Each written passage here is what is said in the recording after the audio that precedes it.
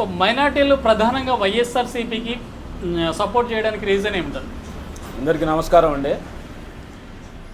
ఆ దివంగత నేత ప్రియతమ నాయకుడు రాజశేఖర రెడ్డి గారు వచ్చిన తర్వాతనే ముస్లిమ్స్ అంటే ఏంది, ముస్లిమ్స్కి 4% రిజర్వేషన్ ఇవ్వాలనేది ఆయన ఇచ్చాడు. చంద్రబాబు నాయుడు అంత ముందు 15 సంవత్సరాలు ముఖ్యమంత్రిగా చేశాడు. 30 years ఇండస్ట్రీ అంటాడు. ముస్లిం మైనారిటీస్ గురించి ఒక్కసారి ఆలోచించాడా? ఆయన గవర్నమెంట్ హయాంలో 2014లో ఒక్క మైనార్టీకి అయినా కూడా మంత్రి పదవి ఇచ్చాడా? రాజశేఖర రెడ్డి గారు వచ్చిన తర్వాత ముస్లిమ్స్కి నా 4 రిజర్వేషన్ ఇవ్వాలని చెప్పి ఆయన సంకల్పించి 4% రిజర్వేషన్ ఇచ్చాడు. ఆ రిజర్వేషన్ ఇవ్వటం వల్ల ముస్లిమ్స్లో చాలామంది పిల్లలు మంచి చదువుకున్న వాళ్ళు ఉద్యోగాలు వచ్చినాయి. తర్వాత ఆ మహానుభావుడు చనిపోయిన తర్వాత మళ్ళీ చంద్రబాబు నాయుడు వచ్చాడు, ముస్లిమ్స్ని అసలు పట్టించుకునే లేదు.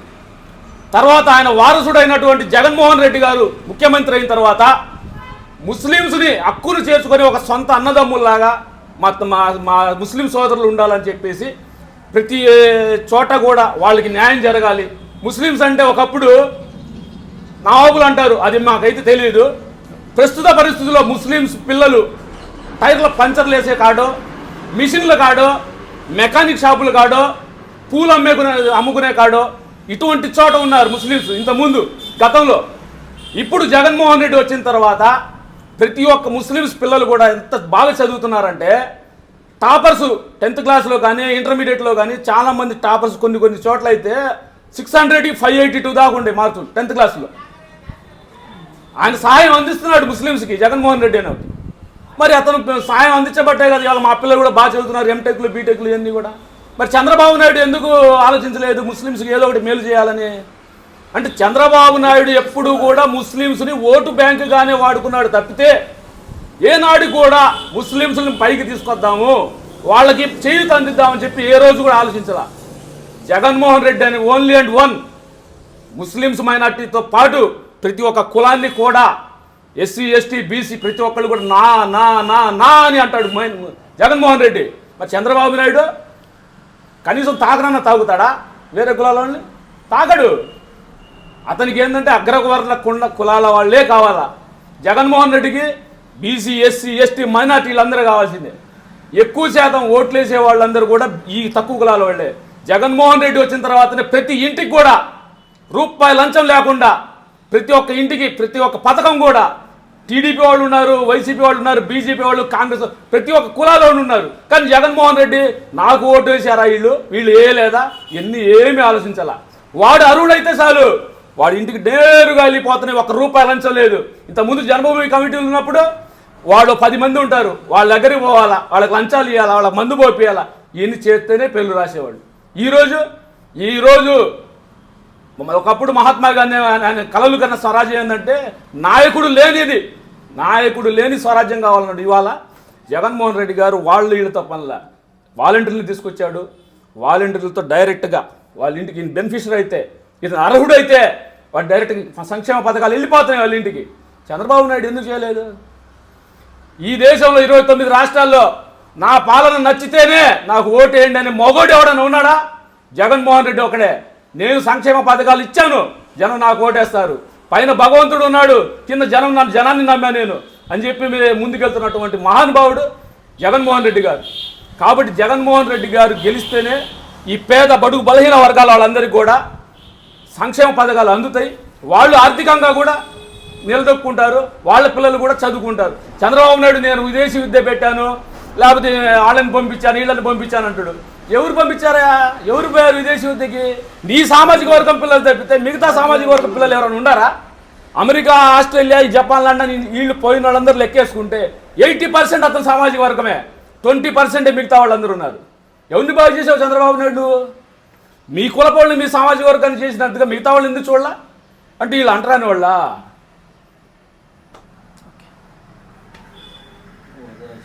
బస్సు యాత్ర చేపట్టింది మన నిన్ననే సత్తెనపల్లి కూడా రావడం జరిగింది. ఎట్లా అనిపించింది అన్న? ఇట్లా పబ్లిక్ అసలు లేరని చెప్పేసి కొన్ని టీవీ ఛానల్స్, అది ఎల్లో మీడియాకి సంబంధించిన కొన్ని ఛానల్స్ అయితే చెప్తున్నాయి. వాస్తవంగా నిన్న మీరు కూడా దాంట్లో ఉన్నారు కాబట్టి ఎట్లా ఉంది పబ్లిక్?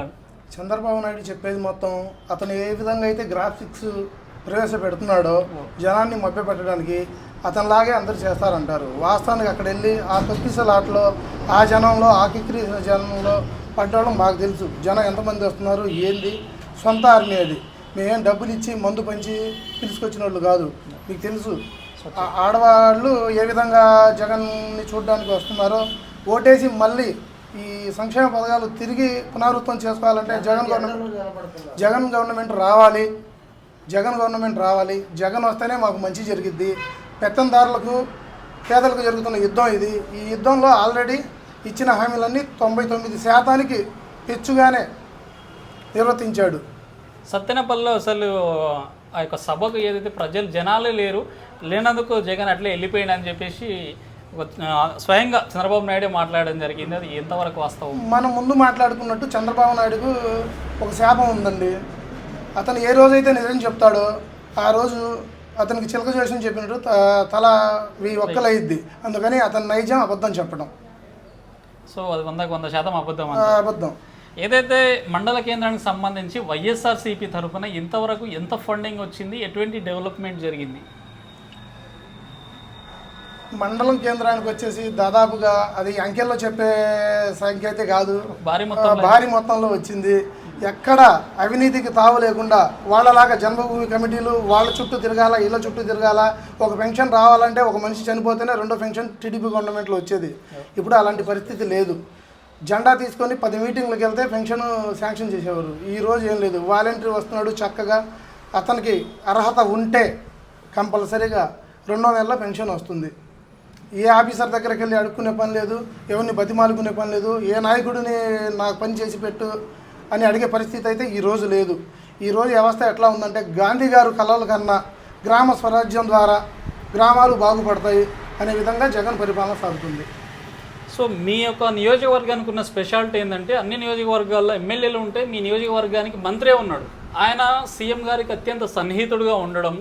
సో మీకు ఏదైనా అవసరం వచ్చినా ఈ యొక్క మండలానికి సంబంధించి ఆయన వెంబడే ఏదైనా చెప్తే వెంబడే రిప్లై ఇస్తాడా? ఇస్తాడు సార్, 100% ఇస్తాడు. మొన్న పిడుగురాళ్ల సభలో కనుక జగన్ గారు చెప్పినట్టు రాంబాబు గారి మాట తీరైతే కొద్దిగా దురుసుకుంటుంది, కానీ మనసు చాలా సున్నితంగా ఉంటుంది. అదేంటంటే లోకల్గా మేము నాయకులం, మాకు పట్టు తగ్గుతుంది, మేము చేసిన పని జరగట్లేదు. చిన్న ఉదాహరణ రాంబాబు గురించి. మేము చిన్న పని మీద ఒక పని మీద వెళ్ళాము. వేరే కాన్స్టిట్యూషన్ నుంచి వేరే మండలం నుంచి వచ్చారు మా కాన్స్టిట్యూషన్లో. వచ్చి సార్ మా అమ్మాయి ఎగ్జామ్ రాసింది, మా అమ్మాయికి ఉద్యోగం కావాలి. సరే అని చెప్పాడు. చెప్పి ఏమైంది, ఎంతమంది రాశారు? 1,00,000 మంది పార్టిసిపేట్ చేశారు. అయ్యా 1,00,000 మంది రాశారు. మీ అమ్మాయి ఆ 1000 మందిలో ఒక అమ్మాయి అయితే నేను చేస్తాలే, కానీ ఆ 1,00,000 మంది నుంచి మీ అమ్మాయిని ఏరుకొచ్చి నేను చేయను, నువ్వు నా పార్టీ అయినా నువ్వు బాధపడ్డా అని చెప్పి అట్లా మొహం మీద చెప్పడమే అతనికి మైనస్ లాగా ఉంది. అతని నిజాయితీ అతనికి మైనస్ లాగా ఉంది.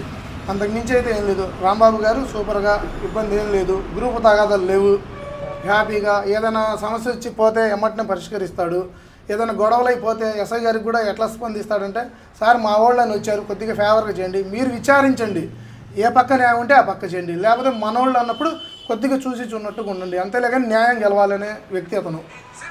ఏదైతే స్థానిక టీడీపీ పార్టీ మండల్ ప్రెసిడెంట్ ఉన్నారో, సో కూటమి వాళ్ళే ఏదైతే సంక్షేమ పథకాలు ఉన్నాయో అవి కేవలం వైసీపీ కార్యకర్తలకు మాత్రమే ఇస్తారు, మాకు ఇవ్వట్లేదు, మధ్యలో కట్ చేస్తున్నారు అంటున్నారు. అది ఎంతవరకు నిజం? ఈ విషయం మీరు మమ్మల్ని అడగకూడదు, మేము మా పార్టీ తరఫున చెప్పి అనుకుంటారు. మీరు ఈరోజు ఎట్లానే ఇంటర్వ్యూకి వచ్చారు కాబట్టి గ్రామంలో తిరిగి ఒక 10 మందిని కలిసి అడిగితే 10 మందిలో మాక్సిమం అడిగిన వాళ్ళంతా ఓకే అన్న మాకు అన్ని. మరి నేను చెప్పా కదా సార్, మన నాయకుడు ఎట్లా నిజాయితీగా ఉంటే అంతే నిజాయితీగా కార్యకర్తలు ఉంటారు. వాళ్ళ నాయకుడు నైజం ఏంది, అబద్ధం చెప్పడం, గ్రాఫిక్స్.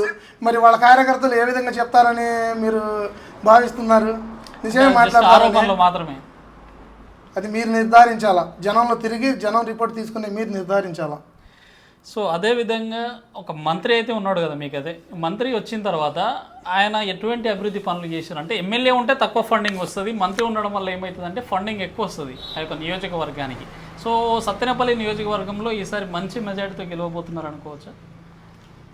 మేమైతే ఖచ్చితంగా అంబటి రాంబాబు గారే మంచి మెజార్టీతో గెలుస్తారు అనుకుంటున్నాము. సో ఇంకోటి ప్రస్తుతం ఏంటంటే గ్రామ వాలంటీర్ల గురించి ఒక పెద్ద వాడివేడి చర్చ అనేది జరుగుతున్నది. తీసేసిరని మీరు, తీసేయట్లని కావాలని రిజైన్ చేపిస్తారని మీరు. సో ఏంటంటే ప్రతి సంక్షేమ పథకం సీఎం గారి నుంచి డైరెక్ట్ ప్రతి వ్యక్తికి ఒక పేదవాళ్ళు ఎవరికైనా కానీ డైరెక్ట్ అందుతున్నాయి, మధ్యవర్తులు ఎవరు లేకుండా, లంచాలు అనేది ఏది లేకుండా అని చెప్పేసి.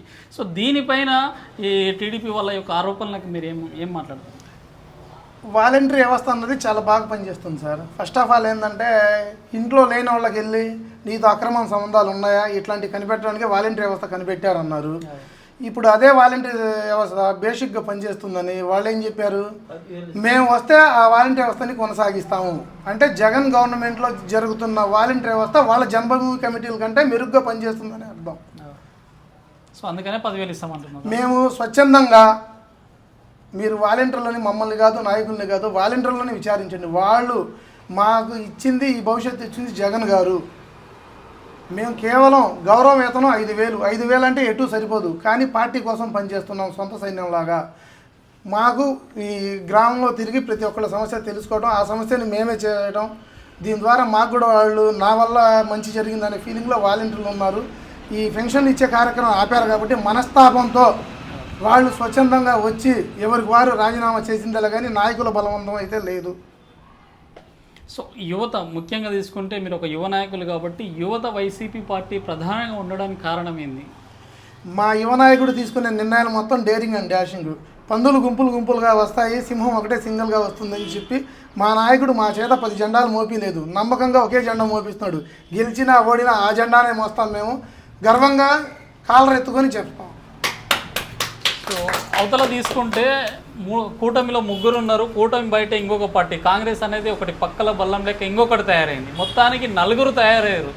సో ఒక ఆయననేమో ఉమ్మడి ఆంధ్రప్రదేశ్లో అత్యంత సీనియర్ వ్యక్తి, ఇంకొక ఆయననేమో అటు ఫిలిం ఇండస్ట్రీలో ఒక టాప్ హీరో, ఇంకొకరు వచ్చేసి సెంట్రల్ పార్టీ బీజేపీ, ఇంకొక ఆమె వచ్చేసి సొంత చెల్లెలు.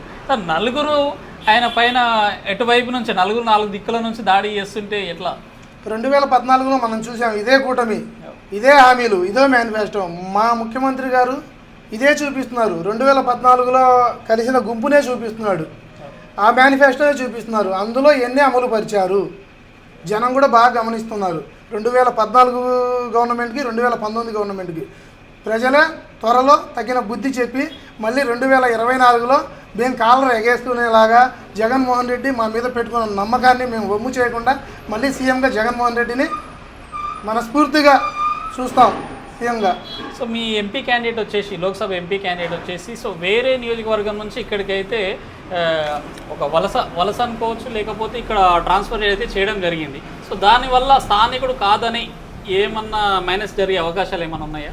మా పల్నాడు ప్రాంత ప్రజలకి ఎప్పుడైనా బయట నుంచి వచ్చే వ్యక్తులని ఆదరించడం ఎక్కువ, ఒక సొంత అన్నదమ్ముల్లాగానే చూసుకుంటాము.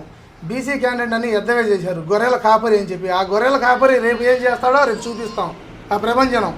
అంటే యాదవ్ కాబట్టి ఎట్లా గొర్రెల కాపరి వాళ్ళు కుల వీక్ష చూపించి అతన్ని బీసీ అని చెప్పి బీసీకి ఇచ్చి గెలుస్తారా, టిప్పర్ డ్రైవర్కి ఇచ్చి గెలుస్తారా అని చెప్పి కుల వీక్ష చూపిస్తున్నారు. పేదలకు పెత్తందారుల మధ్య యుద్ధం జరిగేలాగానే మాట్లాడుతున్నారు వాళ్ళు.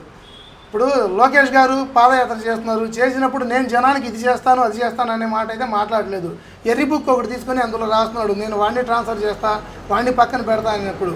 మా నిజమైన నాయకుడు మేము ఏం చేస్తాము, గవర్నమెంట్లో వస్తే ఏం చెప్పాము అది చేసాము, చెప్పని కూడా చేసాము, చేసి చూపించాము. చూపించినప్పుడే 151 సీటు ఇచ్చారు. మొత్తం చేశాం కాబట్టి 175కి 175 కొడతాము ధీమాగా మా నాయకుడు ఉన్నారు. మేము అట్లానే కలిసికట్టుగా ఒక సైన్యంలాగా పనిచేస్తున్నాం, మేమంతా సిద్ధం. మొన్న జరిగిన ఎన్నికల్లో మీ మండలం నుంచి ఎంత మెజార్టీ వచ్చింది?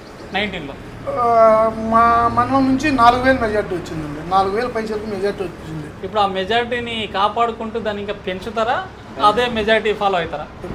పెరిగిద్దని అనుకుంటున్నాము. మేమైతే నాయకుల్ని కార్యకర్తల్ని ఎవరిని నమ్ముకోలేదు, జనాన్నే నమ్ముకున్నాము. మా ఎజెండా మొత్తం జనంలో ఉండాలా. పార్టీ చూడలేదు, కులం చూడలేదు, మతం చూడలేదు, మడమ తిప్పలేదు. ప్రతి ఒక్కడికి ఇచ్చాము పథకాలు. ఏ నాయకుడు కానీ వివక్ష చూపించలేదు. వాడు టీడీపీ వాడికి స్థలం ఇవ్వద్దని. ఈరోజు మీరు ఎంక్వైరీ చేయండి, 45 సంవత్సరాల డబ్బులు కానివ్వండి, ఈ అమ్మఒడి పథకం కానివ్వండి, పెన్షన్లు కానివ్వండి, ఈ గృహ స్థలాలు కానివ్వండి, 60% టీడీపీ వాళ్ళకే ఉన్నాయి. ఆ టీడీపీ వాళ్ళు కనుక మరి తిన్న విశ్వాసం చూపించి జగన్ మాకు వివక్ష, పార్టీ వివక్ష, కులం మతం పార్టీ ప్రాంతం ఏది చూడకుండా చేశాడు అని వేస్తే 175కి 175 కంపల్సరీగా కొట్టేస్తాము. మా మండలంలో మీరు ఇందాక చెప్పినట్టు ఆ మెజార్టీకి డబుల్ మెజార్టీ వచ్చిందని ఆశిస్తున్నాము. సో ఏదేమైనా ఈసారి సత్తెనపల్లి నుంచి రాంబాబు గారు, అదేవిధంగా అనిల్ కుమార్ యాదవ్ గారు, సో మొత్తం రాష్ట్ర వ్యాప్తంగా వైఎస్ఆర్సీపీ పార్టీ అయితే అధికారంలోకి వస్తుంది అంటారు. ఇక్కడ నుంచి పై వరకు మీరే ఉంటామంటారు. అసలు అందులో మీరు నో డౌట్, మీరు ఇందాక కూడా జనంలో తిరిగి అడగాల, ఏదో పడని మాలాంటి నాయకులు అయితే అలిగారు. అది జగన్ గారు వచ్చినాక మేము కూడా ఏంటంటే మేము అర్థం చేసుకున్నాం. మా ద్వారా మాకు లాభం పార్టీ ద్వారా అనుకోలేదు, మా ద్వారా జనానికి లాభం చేకూరాలా, మేము 10 ఏళ్ల పాటు పరిపాలన చేయాలి అనుకున్నాం. అంటే జన్మభూమి కమిటీలాగా మేము ఎద్దేవా పడకుండా, మా నాయకుడికి చెడ్డ పేరు తేకుండా వాలంటీర్ వ్యవస్థ బ్రహ్మాండంగా జరుగుతుంది. 50 కుటుంబాలకు ఒక క్లస్టర్ లాగా విభజించి పరిపాలన విభాగాన్ని చాలా జనానికి చేరువ చేసిన నాయకుడు మా జగన్.